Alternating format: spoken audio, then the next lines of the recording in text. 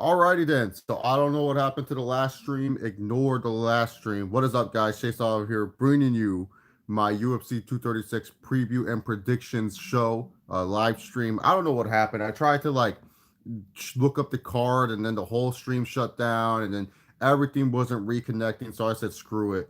I'm gonna grab my laptop real quick so that way I can have the card in front of me. I'm sorry, I don't remember every fight on this card. The only fights I know obviously are the two title fights because most fans know that. But I know my boy Eric Anders, Roll Tide, is facing Khalil Roundtree, and I'm excited for that fight. I know OSP's on the card, but I don't know who he's fighting. I don't know who OSP is fighting on this card. So Obense Pru's fighting someone, and that's all I really know off the top of my head. I don't know all the other matchups. If someone in the chat wants to leave the card on the fight, so that way I don't have to get up and grab my laptop, that'd be awesome. But yeah, are you ready the UFC pay-per-view tonight, Blue Knight? That sucks, man. I always hate when I miss UFC events. I always get excited watching those. Those are one of the things that I get excited about the most, even if the event doesn't look like it's good. Now, obviously, this is going to be the first event on ESPN Plus from the UFC. If you guys remember, UFC was kind of having a dispute, I guess, with pay-per-view networks on where to air their pay-per-views, and then ESPN Plus have been doing so well with the UFC that after only maybe two events, they just said, you know what, we like what you guys have been bringing. Our stream numbers have been up. We're just gonna go all in with you guys. We're gonna give you guys an extension, and we'll host your pay-per-view. So this is how it works for anyone that sometimes gets a little bit confused. You must be a member of ESPN Plus to purchase the pay-per-views. You have to be a member of ESPN Plus. Now, I am no UFC fanboy. I am no UFC, support this here, but you guys know me. I'm always telling you guys the truth. I like ESPN Plus. I think ESPN Plus, if you're an overall sports fan that likes boxing, that likes baseball, that likes basketball, that likes MMA, if you're an overall sports fan, if you don't have ESPN Plus, you're crazy. That's all I'm saying. ESPN Plus is only $4.99 a month, and the content that they give you is really good. And especially for someone like me who loves to try to keep up on the baseball season, but it's just certain games you don't get on television, ESPN Plus gives you those baseball games. And as well with boxing, I've been keeping up more with boxing because there's always a top-ranked boxing event on ESPN Plus. So, really, to be honest, if you're an overall sports fan, ESPN Plus is worth it. I'm not gonna say trash ESPN Plus like I've seen most MMA YouTubers or most people on the MMA community have. I like ESPN Plus. I use ESPN Plus as much as I use Netflix, Crunchyroll, and other form of streaming services that I use. It's honestly a really good streaming service. I've never had issues with it either. The only bummer about ESPN Plus, I guess you could say, is that it limits you to one screen. ESPN, unlike WWE Network, where you could have a Netflix where most of your friends could be using your account and stuff like that. ESPN Plus is smart. They're like, hey, you know what? If you want to use this account, sorry, you can't, and they'll just make sure that there'll be multiple devices have been detected. So it's going to be interesting to see how bars are able to handle this because I don't know how many TVs you can really hook up to your Xbox and stuff like that. So yeah, when it comes down to it, I like ESPN Plus. So if you guys are an overall sports fan, definitely get it.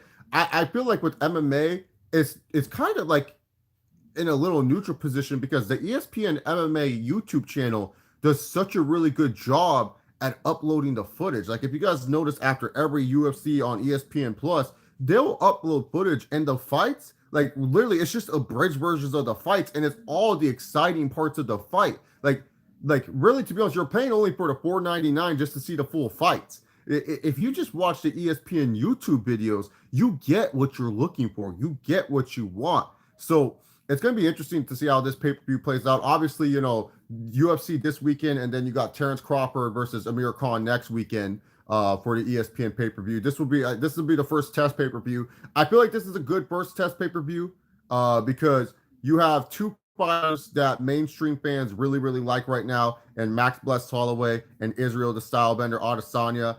I think a lot of fans are really excited just for the co-main events. This is a good fight card for people on the undercard underneath these guys because let's be real here, a lot of people are probably watching this because they know who Max Holloway is. They definitely know who Israel Adesanya is. He's been the most hyped thing in the UFC in quite some time. And, with Izzy, he's one of the more first hype fighters in quite some while that's actually really skilled in martial arts. No offense to Conor McGregor or any other guys they try to hype up, but a lot of the guys they try to hype up, let's just be real here. They either talk a lot of shit, they always like speak their mind, they're just like funny, goopy guys. When it comes down to Israel Adesanya, yeah, he's a little bit quirky and goopy. He does like the anime, he does the Naruto summoning jutsu before he does his intros and everything. But when it comes down to it, Israel is like a skilled martial artist, undefeated kickboxer and stuff. So yeah, Ross, if you can find cheap seats, I suggest going to it, Ross. This is going to be a good UFC. This is going to be a good UFC event. The one thing I don't like about YouTube Live on the phone compared to on my computer is I don't know what the analytics are looking like. Like it says I only have one person watching right now when clearly I see the chat and people are talking in the chat. But yeah, Adesanya is one of the more skilled, MMA fighters, one of the more skilled fighters you're going to see. And he's taking on a tough task and Kelvin Gastelum. And Kelvin Gastelum is no joke. Like people right now, the thing with hype trains in MMA and the things that people do a lot is they will hype up certain fighters and they'll get all this hype. And then all of a sudden it's just like they don't realize that they can actually hit a wall. And Izzy hasn't hit a wall yet. And this is by far the best wrestler that Izzy's going to fight. Izzy hasn't fought a wrestler like Kelvin Gastelum. Now it's up to Kelvin Gastelum. Will he depend on his wrestling? Will he use his wrestling to pressure Adesanya? Will he use that to his advantage? That's the thing that people need to know and understand. Like we got to see how Gastelum comes in this fight. But Adesanya has wonderful takedown defense. Obviously, we've seen in his UFC fights he hasn't been taken down. He hasn't been taken down. Like I don't think he's been taken down once in his UFC fights. Maybe one time against Tavares he got taken down. Probably against that. And my dog decided to show up to the stream. This is what happens when you live with 9 dogs. They love to do shit like this. He wanted to say hi. I guess I don't know. He's behind me right now. He's the one who Funko Chew, who's the camera stand for the phone and everything. Errol, what are you doing? Errol, get out. What are you doing? Okay. You can get out now. You can leave now, Errol. Errol. No, Errol. Leave Funko Chew alone. Errol, leave Funko Chew alone. Come on, leave it alone. All right, good. Hold up real quick. We're going to kick my dogs out. Because I'm trying to do a video. I want to get this done. Come on. All right, we're kicking the dogs out just because I don't have a standard set up yet. That's our puppy. His name is Arrow. He's a little shithead. He's named after the TV show Arrow. Originally, we're going to name him Oliver. If you guys don't know, Oliver is my last name. And we like Oliver Clean from Arrow, so that's why we named him Arrow. But yeah, so Adesanya, skilled martial artist. Gastelum, though, is no slouch. Very good wrestler. What I like about Kelvin Gastelum when I watch him fight is definitely his technique. The way he comes in with his wrestling and his shoots are very good. He doesn't dip his shoulders as much as a lot of wrestlers do. A lot of time when you watch wrestlers fight, they dip their shoulders very well. But Gastelum, he does a good job of not dipping his shoulders and making the takedown seem very predetermined. You can tell that he's worked very well with a lot of good wrestling, striking. He's worked well with his wrestling coaches, not telling his takedowns at all, and which is a really strong sign for him. His clinch game is very good too. Now, Adesanya, one thing about Israel that we really haven't seen is his clinch game. Now, we've seen it a couple times, but Izzy's clinch game is mad underrated. People forget that Izzy has a really good clinch game. And even though, it was against a 44-year-old Anderson Silva, he did well in the clinch with Silva. So that's where right here, it's like this fight has so much question marks around it. But a lot of people are predicting Izzy to easily smoke Kelvin Gastelum. Kelvin Gastelum, he's fought similar fighters to Israel Adesanya. Like, let's be real here, Uriah Hall. I really thought Uriah Hall was going to do a spinning head kick to Gastelum's head at the Ultimate Fighter finale so many moons ago, and Kelvin Gastelum ended up winning.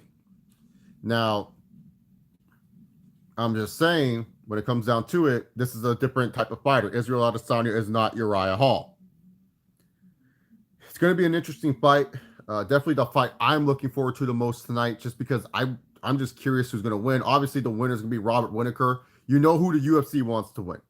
If the UFC was WWE and they had booking powers, they would make sure that Izzy's winning this fight. And I'm just saying, if you're Kelvin Gastelum and this fight is close, Do not take this to the judges because the judges are going to choose Izzy over you. That's the thing that some fighters just don't understand. If it's close and you know it's close, don't go to the judges. Find any way to die on your sword, and especially go out on your sword because Dana White's gonna like that shit. The fans are gonna like that shit, which means more money for you, which means more opportunities in the future. And hey, maybe you'll headline an ESPN event and Dana will take care of you. But Kelvin Gastelum, if this fight is even remotely close and he leaves this into the hands of the judges, I feel like the judges are just going to give it to Izzy. It doesn't even matter. It doesn't matter if Kelvin Gastelum has more significant strikes because I feel like Izzy's going to beat him out in volume. And nowadays with judges, because judges still, yeah, MMA needs a new judging system. This has been debated for years, but the way judges look at shit is like this: oh, he threw more strikes. Oh, he was a little bit more effective. Oh, you see, that was octagon control there. When octagon control is totally different than just because you threw more fucking strikes. But yeah, when it comes down to it, Kelvin Gastelum and Israel Adesanya, fight I'm looking forward to a lot. The fight I'm looking forward to the most. I got Izzy winning in a majority decision or unanimous decision. Majorities for boxing, but you get the idea. I got Izzy winning unanimous decision.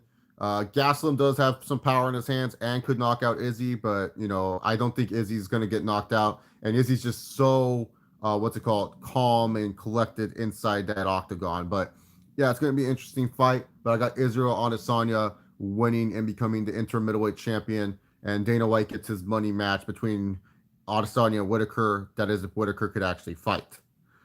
Alrighty then, main event: Max Holloway versus Dustin the Diamond Poirier 2. I bet you so many people are like, wait, what? They fought before? I bet you so many people. Yeah, a long time ago, Dustin Poirier was a journeyman fighter, and he was a 145 pound, and he destroyed a young Max Holloway on short notice. And yeah, that's pretty much how Max Holloway got into the UFC. It was just some young kid was just looking to get a fight in, and he got lucky to take on Dustin Poirier, and Dustin Poirier arm triangled and beat him up.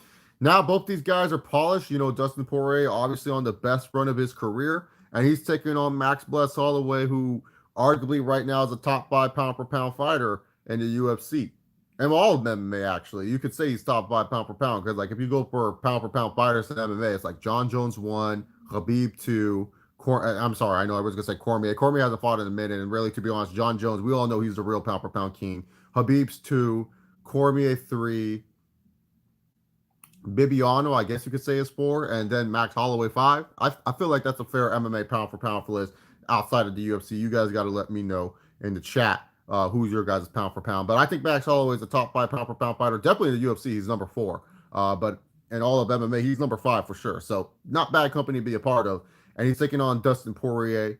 Max Holloway has just looked like a killer. And also he has history on his side in this one, because everyone that's moved up a weight class for a championship, they've won respectively. Amanda Nunes, Georges St. Pierre, and Conor McGregor. That's good company to kind of be in when I say those 3 names, right? Like, you moved up and you won. Yeah, granted, there's been times where it's Holly Holm and who are the guys that moved up that kind of got their ass shit in? Well, Whitaker moved up and he won too. I've always forget about that. DC moved up, yeah. I forgot to say DC. That's another great name to be kind of part of. There's a lot of guys that moved up and won. It's funny how you move down, you would think someone moving down. I mean, RDA was on a roll too, and you thought he could have possibly won the welterweight champion. And look at that. Look who RDA lost to. He lost to Covington and Usman, who arguably are 1 and 2 in the welterweight division. Well, Usman's the champion, so obviously he's won, but Covington's the real people's champ, right? I don't know. But Max Holloway's moving up. He has history on his side. He has a great wave of momentum. And honestly, he just looks super good like right now. Max Holloway looks like a stud.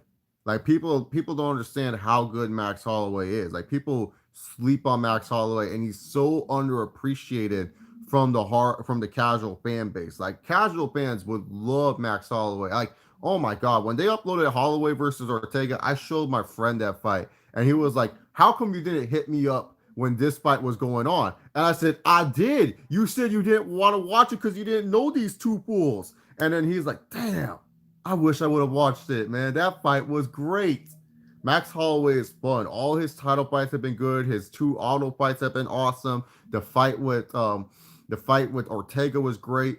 And he's taking on Dustin Poirier, who really, to be honest, a lot of people, I feel bad for Poirier because it's just, I guess it's the theme his whole career. People sleeping on him. Everyone's sleeping on the diamond. No one's really sitting there and choosing Poirier as the person to win this fight. Everyone's just saying, oh, Max is going to run him down. This is a different Max Holloway.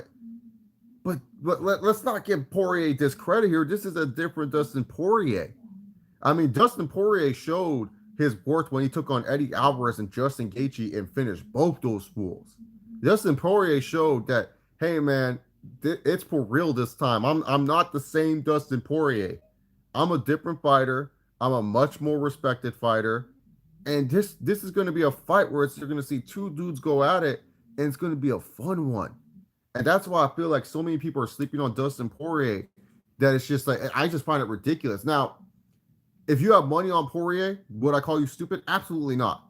I think the odds for this fight is probably close.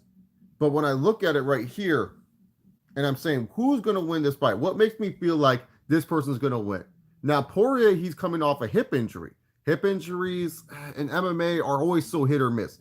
Sometimes people come back fully recovered. Sometimes it takes a while, and that could hurt your movement and affect your power. Because people don't understand hip injuries. Like when you heal a hip injury, it's not like all of a sudden you're like, okay, yeah, my hip's better. No, I remember I knew someone in wrestling, and he had a hip injury, and it took him forever just to kind of get back to 100%. Hip injuries are not an easy thing to get out of. I remember it was a hip injury. If I'm wrong on that, I do apologize. But I remember Poirier suffered a hip injury.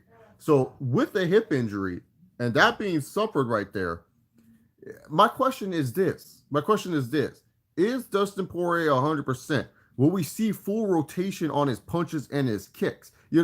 That's something that we have to see, and movement-wise too. Now, Holloway, thankfully, he's not a wrestler, so Poirier doesn't have to worry about stuffing takedowns and stuff like that. But how is this rotation? How is this kicks going to be? How are those little things and little aspects going to be that you wouldn't think about while watching a fight?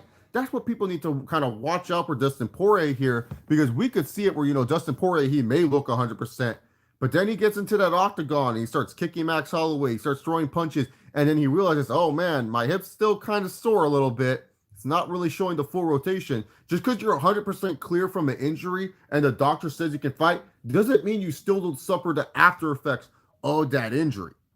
Like my back's 100% clear to do a bunch of stuff, but I still feel back pain every once in a while. My back still hurts.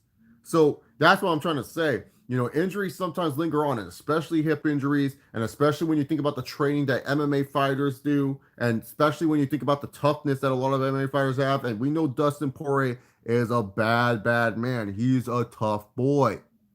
You don't stand in the middle with Justin Gaethje and think it's a good idea if you ain't a tough man. You don't risk a number one contender spot. You are easily the top contender next to Tony Ferguson. You don't risk that opportunity to go fight Nate Diaz. All right? I'm just saying, Dustin Poirier is a G. He may not have the street cred like Jorge Masvidal with the 3-piece and a soda, but do not discredit Dustin Poirier and that man and his toughness. Dustin Poirier is a badass. Simple as that. But Max Holloway, the one thing we see about Max Holloway is the dude can rip out combos like it's nothing. Oh my God. You just watched the Aldo fight. If you just watched the Ortega fight, you just see how Holloway rips off combos, and it's just beautiful. He's probably one of the best, maybe he is the best striker in the UFC. Depending on how you define striking for you. But man, when it comes to punches and butches, Max Holloway knows how to get it done. Max Holloway knows how to throw those combinations. It's just smooth, sweet science. Goes to the body, goes to the head, then throws a nice little elbow in there, or he might go with the forearm. It's nice. It's good skill. It's just, oh my God. When you watch Max Holloway put on a clinic, wrist control too, like in the Ortega fight, there was a moment where Ortega and Holloway were like exchanging, and Holloway grabbed onto the wrist of Ortega, turned it, and then boom, hit him with a nice clean left. And I was like, whoo, nasty combinations by Holloway. Holloway is just really good when it comes to combinations and skills like that. And the thing is with Dustin Poirier, I was watching Poirier fights, and I saw a guy who was also skilled in fluid combinations, and his name was Conor McGregor. and Poirier went to sleep. Like, let's be real here. Justin Gaethje, Gaethje's a good fighter, but he ain't doing it. If you want a link for the fight tonight, dude, it's called tombstone6.com. Don't be cheap. It's $7. Ugh. God, I hate when people come on these streams. Link. What link? Does it look like it's a fight? It's me talking about the fight. Sorry. This is the fight. The fight's not on until 7. 10 p.m. Jeez. You goops. Quote Dana White there. But yeah, when it comes down to it, Dustin Poirier and Max Holloway, I'm looking forward to this fight. I think you know what? I got Max Holloway third round. Third round KO, man. That's what I got. I got Max Holloway in the third round with the KO. I think it's gonna be a fun fight. It's gonna be a good fight. But I think Max Holloway, he's gonna light it up, and then we're gonna get Khabib versus Max. It is what it is. So yeah, that's it for the MMA portion of this video. Pretty sure everyone has a bunch of wrestling questions for me. If you don't, we're just gonna go on for another 10 minutes, and the reason being is because I'm gonna relax for a little bit before and plus I gotta charge my phone. But yeah, we're just gonna go on for another 10 minutes and stuff, and then I'm gonna go watch the NBA playoffs. Thankfully, the first game today is Brooklyn versus the 76ers, and that looks like a good one. But yeah, man, I think UFC 236, looking at this card as a whole, if you're wondering, is this a buy or a wait? Here's the thing. I'm not going to promote illegal streaming on my channel. I'll let you know websites if you have any questions about them, and I'll just tell you, like, hey, just pay $7. It's not that fucking hard. You can't afford to, to me personally, $7 is nothing. Like, I'm not saying like, oh, it's like worth every penny, but $7 is like good for a quality stream. Like, especially if you trust a website. And I trust Tombstone 6. I use Tombstone 6 for all my streaming when I don't want to pay for a pay-per-view. It's just a website that I trust. It's a website that I always go to, and the Elite channel is only $7.95. $7.95 is not that bad. It's like paying a cover charge at a bar, to be honest. So that's why I say just go to Tombstone 6. But there's other pre-fights. Just search Reddit MMA. Type in UFC 236 stream there. They'll have a bunch of streams. Just make sure you have ad blocker on, because you're gonna get a bunch of fucking ads on your computer. But yeah, this pay-per-view, if it's a buy, stream, or miss, I say this is a stream pay-per-view. It's nothing against freaking Max Holloway or Israel Adesanya. It's just that, like, if this pay-per-view was $50, $49.99, I definitely would say a buy. But the fact that the pay-per-views are $59.99, that's ridiculous right there. $60? The hell? Well, you're getting 2 title fights. No. And I'm an ESPN Plus member, and you would think, being an ESPN Plus member, it's like, all right, we will give you more of a discount. No, the discount is you have to subscribe that shit for a year, and then you get a free pay-per-view. That's no fucking discount. So you're pretty much like here's the thing. If you subscribe for ESPN Plus for a year, which is $20.99, and then the UFC pay-per-views are $59.99 or $59.99. Yeah, it's $79.99. There's no discount in that. What the fuck? Oh, but you get the pay-per-view for free. No, you don't get no pay-per-view for free. What pay-per-view are you getting for free? So that's the thing, man. That's the thing. Like this, the prices need to change, because it's already, you're paying $5 a month for ESPN Plus services, $4.99.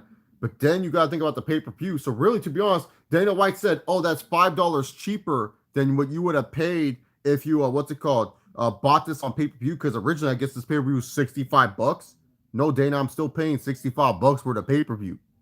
So that's the thing. Would you rather pay like I'm doing $12.99 for the pay-per-view, or would you rather pay, that $65 you're paying? So yeah.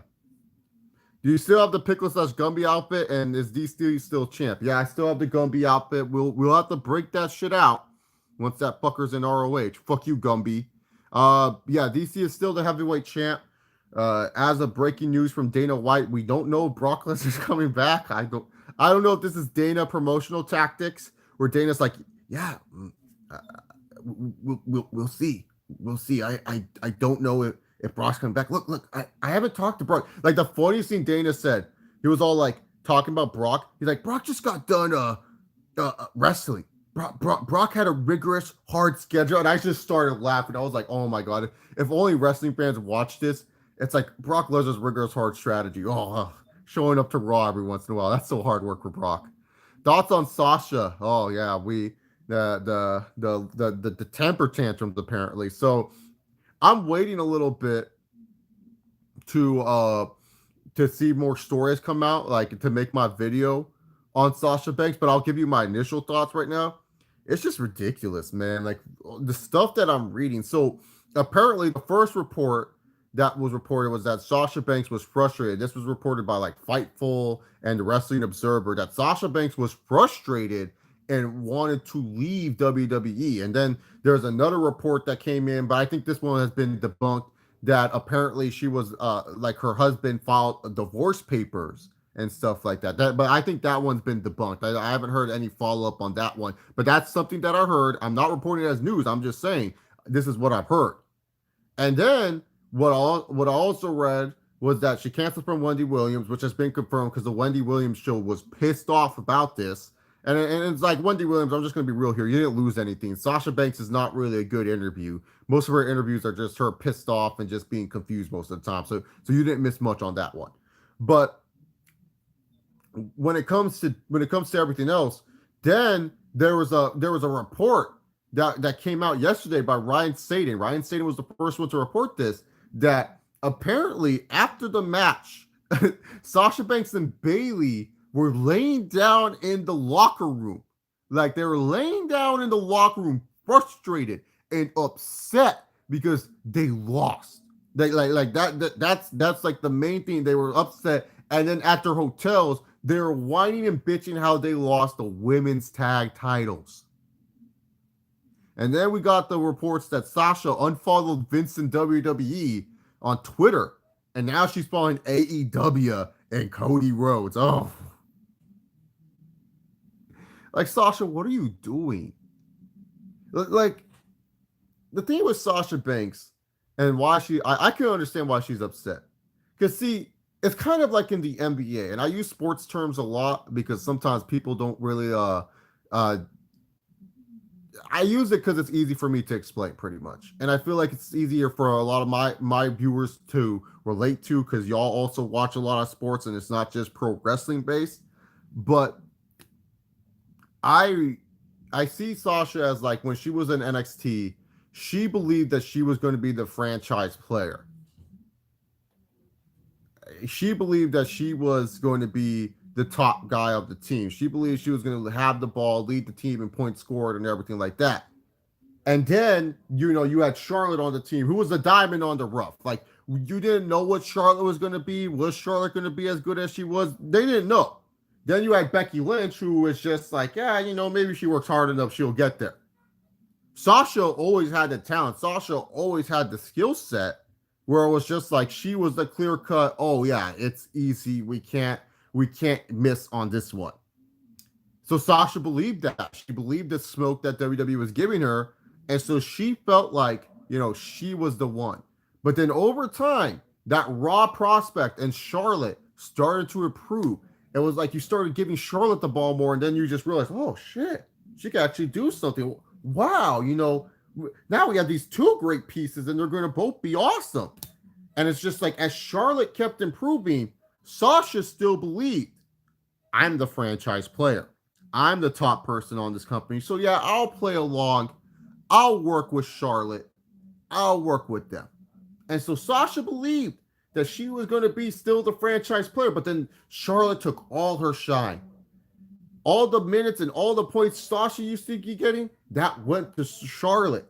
And that must have pissed Sasha off, because she truly believed she was the franchise. We've seen this before in the NBA, where sometimes players take over certain roles. And so Sasha, she still believes she's like a top player for this company. And then in comes an Alexa Bliss. Now, Alexa Bliss, she's no Charlotte. She's not getting the ball more. Alexa Bliss is like a good, at the time where Alexa Bliss was at, she was a good rotational player. Now Alexa Bliss is probably, your third most valuable asset when it comes to the women's division. As Alexa Bliss kept improving, what did Sasha do? She did not improve. She stayed the same every single time. And then you get to Becky Lynch, where, like I talked about earlier, you didn't know what you were getting. You drafted Becky Lynch. She's like the Pascal Siakam of the WWE Becky Lynch, where it's just like, a Jimmy Butler or a Draymond Green, whatever you want to compare her to. That's Becky Lynch. It was like, yeah, we signed her. We got her. We don't know what we really have here, but something might happen. And Becky Lynch came and, became Becky Lynch. And then they were just like, oh, shit. That's Becky Lynch right there. That's the man. That's awesome. We got our centerpieces. And Sasha just kind of fell by the wayside. It was just kind of like, well, you're cool, Sasha, but we got your spot filled. And so Sasha, there's reasons to be frustrated, but at the same time, like I said, I'm waiting for more information to get out. But anyways, thank you guys for watching. I'll see you guys later tonight for the recap and results. Remember, guys, just like our former Universal Champion Brock Lesnar, sadly, we have to say that now, former. Sometimes you don't have to give a shit in life.